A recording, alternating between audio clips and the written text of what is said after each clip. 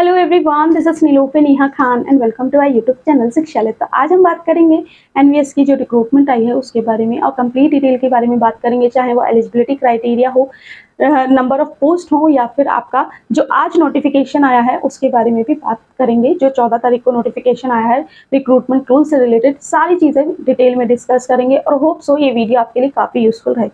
यहाँ पर जो आपका जो नोटिफिकेशन है उसके अकॉर्डिंग आपका 7,000 समथिंग कुछ वैकेंसीज हैं, जिसमें कि आपका टीजीटी, पीजीटी और नॉन टीचिंग स्टाफ की भी वैकेंसी है।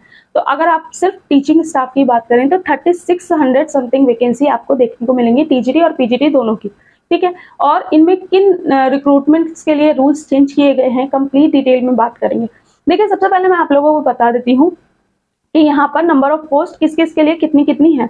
तो यहाँ अगर बात करें पीजीटी कंप्यूटर साइंस की तो 306 वैकेंसीज हैं। यही बात करें पीजीटी फिजिकल एजुकेशन की तो 91 वैकेंसीज हैं। पीजीटी आपकी मॉडर्न इंडियन लैंग्वेज की जो है वो 46 वैकेंसीज हैं।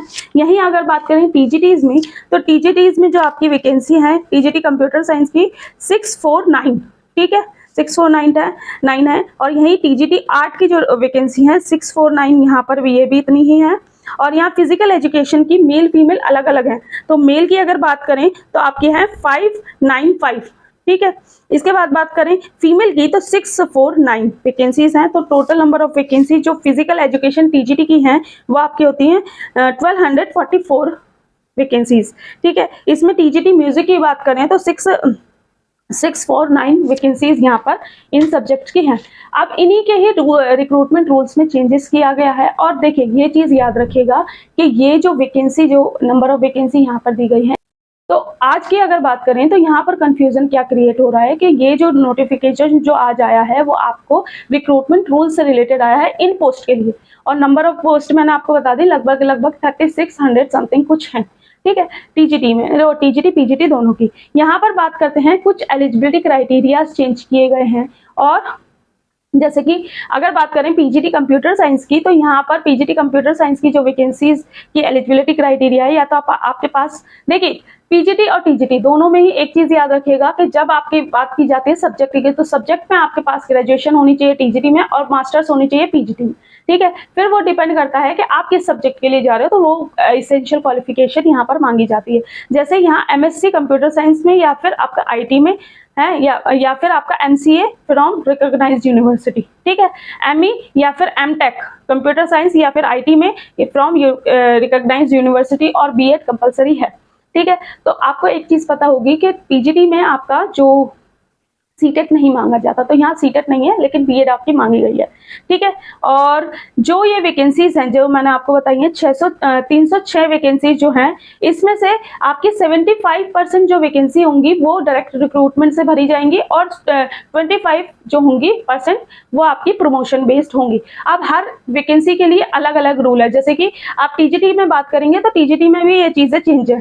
जैसे कि अब बात करें आपका पीजीटी फिजिकल एजुकेशन, तो यहाँ 91 वैकेंसीज हैं, जिसमें कि जो आपका एसेंशियल क्वालिफिकेशन है आपके पास masters of physical education degree होनी चाहिए रिकॉग्नाइज्ड यूनिवर्सिटी से, ठीक है। और इसमें अगर बात करें आपकी, इसमें 75% जो रिक्रूटमेंट होंगी वो डायरेक्ट भरी जाएंगी और 25% जो रिक्रूटमेंट होंगी वो आपकी प्रमोशन, जो लोग टीजीटी में काम कर रहे होंगे वो यहाँ पर प्रमोट करके हो जाएंगे, ठीक है।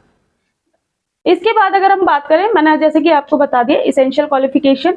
इसके बाद अगर हम बात करते हैं PGT teacher modern Indian language, ठीक है। तो यहाँ पर जो आपकी एसेंशियल क्वालिफिकेशन मांगी गई है master degree from recognised university at least 50% marks के साथ, ठीक है, in modern Indian language concern, ठीक है। और बीएड और प्रोफेशनसी आपको इंग्लिश और हिंदी दोनों में ही पढ़ाना आना चाहिए, ठीक है।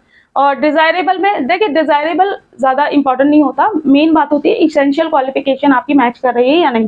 तो जो भी, और यहाँ पर एक चीज याद रखिएगा कि ये नंबर ऑफ वैकेंसी 46 है, ठीक है। तो इसमें जो 50% डायरेक्ट रिक्रूटमेंट है और 50% आपका LDE एग्जाम के अकॉर्डिंग, ठीक है, होगा, ठीक है, सिलेक्शन। इसके बाद अगर हम बात करें नेक्स्ट की, तो नेक्स्ट आपको देखने को मिलेगा train graduate teacher computer science. तो यहाँ पर आपको जो मांगा गया है एलिजिबिलिटी क्राइटेरिया बैचलर्स डिग्री आपकी, ठीक है, बैचलर्स डिग्री होनी चाहिए कंप्यूटर साइंस में, BCA आपका, ठीक है, या फिर graduation in computer science from recognised university, और या तो बीटेक हो कंप्यूटर साइंस में, और बाकी सीटेट पास, यहाँ पर ये याद रखिए, यहाँ पर सीटेट क्वालिफाइड होना जरूरी है। टीजीटी में सीटेट मांगा गया है ठीक है, वैसे कई जगह जब कंप्यूटर साइंस की बात होती है तो वहां पर सीटेट नहीं मांगा जाता है, लेकिन यहाँ पर क्लियरली ये चीज मेंशन की गई है, और डिजायर और आपका बीएड, ठीक है। बाकी देखिए इसके बाद ट्रेन ग्रेजुएट टीचर आर्ट की अगर बात करें तो यहाँ फाइन आर्ट में आपके पास डिग्री होनी चाहिए, या फिर और BEd degree in fine arts recognised institution, ठीक है।